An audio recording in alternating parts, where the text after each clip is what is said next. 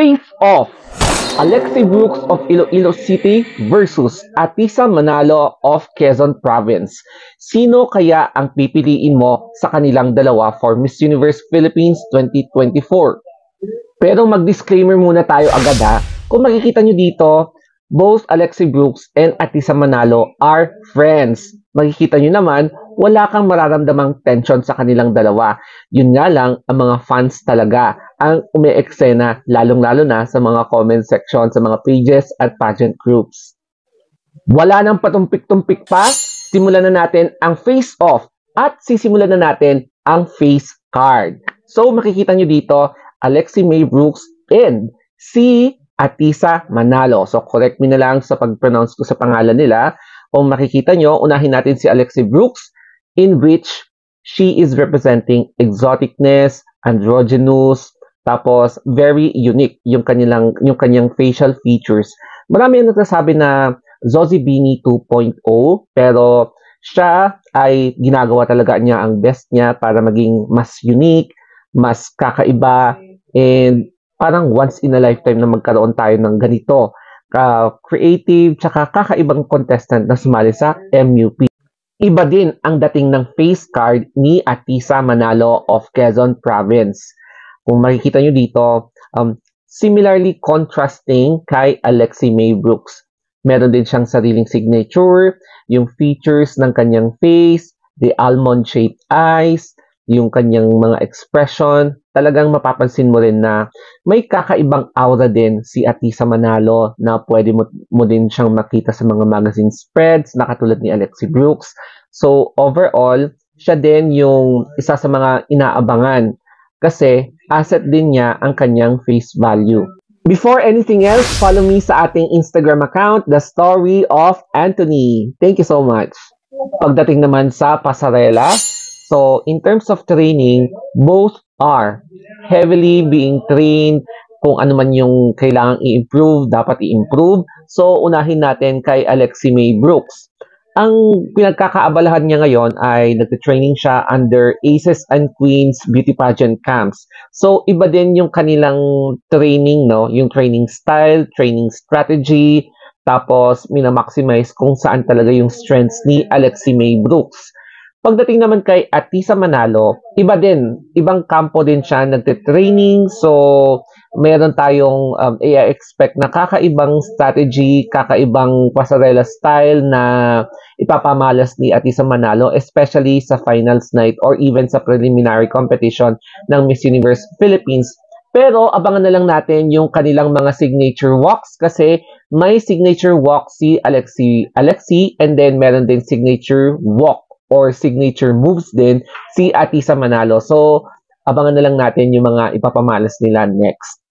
Ito naman yung kanilang mga experience. So, dumako tayo sa background, i-relate natin din, tapos yung past pageantry experience.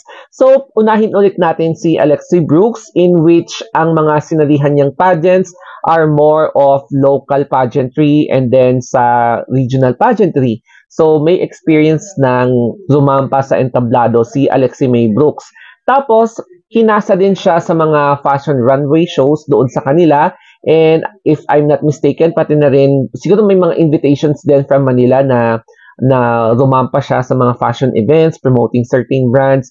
So, nahasa yung experience niyang yon para mas ma-improve pa yung kanyang pasarela, no? Tapos, yung kay Atisa Manalo. So, alam naman natin na sumali siya sa Binibini Pilipinas, isang national pageant, isang mahigpit na national pageant. And then, nagkaroon siya ng lisensya to represent the Philippines sa Miss International Worship Place as the first runner-up. And sa experience na to, malaking ambag din ito sa preparation ni Atisa Manalo. Yun nga lang kasi, yung sa Q&A niya sa Miss International, nagdrama si Venezuela na birthday niya, so naiyak siya, so siya yung nanalo. Ganun yun. Pero syempre, naka-align yung stars kay Venezuela during that time. But then, aside from joining national and international pageants, marami ding sinalihan si Atisa Manalo sa mga local tsaka regional pageants na malaki talagang ambag ito sa kanyang pagsali sa MUPH 2024. Pagdating naman sa question and answer portion, so makikita natin na may pagkakaiba silang dalawa, both in their own unique ways. Kay Alexi Brooks, may kita natin na mabilis siya magsalita. She has a fast-paced way of answering the question. Mapa-candid man yan, mapa-formal interview, mapa-final question. Tapos, malaman yung kanyang mga sinasabi, no? So, straightforward. And napansin natin na ayaw niya yung going around the bush. It's okay na gumamit lang ng mga hindi masyadong malalim na words basta maibatid niya yung gusto niyang sabihin sa kanyang sagot. Kaya ang daming nakaintindi, ang daming napawaw sa kanyang sagot. Ganun din kay Atisa Manalo, no? Sa dami ba naman ng pageant na sinulihan niya, alam na niya kung paano niya i-strategize yung mga answer niya sa Q&A. Tapos yung delivery din niya ng answer, meron siyang sariling identity, meron siyang signature answer sa mga question and answer, mapa-interview din o kaya mapa-formal question. And hasang-hasa na rin siya sa public speaking, no? Kaya nakikita natin sa kanya na sanay na siyang sumagot sa kahit na anong questions na ibabato mo sa kanya. So, both are intelligent, smart, tapos very strategic, very tactical in their own ways. Kaya magkakaalaman na sa final question and answer portion ng Miss Universe Philippines. Dito naman tayo sa advocacy ni na Alexi tsaka Atisa Manalo. So, halos may pagka-similarity silang dalawa, no? Kaya unahin natin kay Alexi Brooks. Kaya kay Alexi Brooks, shinare niya sa atin yung kaimportansya ng equality rights. So, including dyan sa LGBT, she is vocal about her background as an LGBT. Tapos, yung kahalagahan ng acceptance, no, and diversity regardless of your sexual orientation. And then, yung isa pa is, i-share niya yung mga traumatic or siguro sad experiences niya na nilalait-lait siya, dinidiscriminate siya because of her skin color, na being isang African or Afro-Filipino na parang nilalait-lait talaga siya, no? So, parang pinamukha talaga siya na wala siyang karapatan na maging maganda. Pero ngayon, she won Miss Iloilo and this is a testament na itong advocacy niya talaga ay isang eye-opener para sa atin talaga na regardless of who you are, what your background is, may karapatan ka na ipakita yung inyong kagandahan. O, di ba? Tapos, kay Atisa Manalo din, ang dami rin niyang advocacy. So, ang isang similarity sa kanya kay Alexi ay yung promoting equal rights din sa mga LGBT, nagkikipag-campaign siya para iliwanag, ipahiwatig yung kahalagahan ng acceptance and diversity regardless of your sexual orientation sa LGBT community.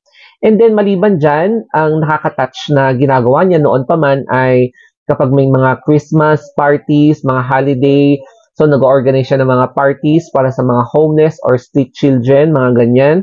Tapos, syempre, ngayon na may mga businesses siya, she is also advocating for an awareness for entrepreneurship para sa mga gustong magkaroon ng small and medium enterprise. So, marami ring advocacy si Atisa Manalo, basing also sa kanyang background and experiences. Malalaman na lang natin ang tunay na kaganapan sa pagtatapos ng Miss Universe Philippines 2024 sa May. I'm not sure kung may extend or mapapaaga, pero isa sa kanila ang maaaring magkakaroon ng alignment ng stars. So, kung para sa kanya talaga ang gabing yon or para sa kanya ang corona din, edi para sa kanya talaga, pero kapag hindi, edi marami pa namang opportunity para sumali. Sumali sa same pageant, magpa-appoint, o kaya sumali sa ibang national pageants. So, let us hope for the best. And I hope na wag muna tayong mag-over-expect kasi para hindi tayo masaktan sa huli. O yan. O, di ba? So, that's it guys. I hope na nagustuhan nyo itong ating presentation. So, kapag gusto niyo pa ng more pageant, mag-request lang kayo and follow me sa Instagram account, The Story of Anthony.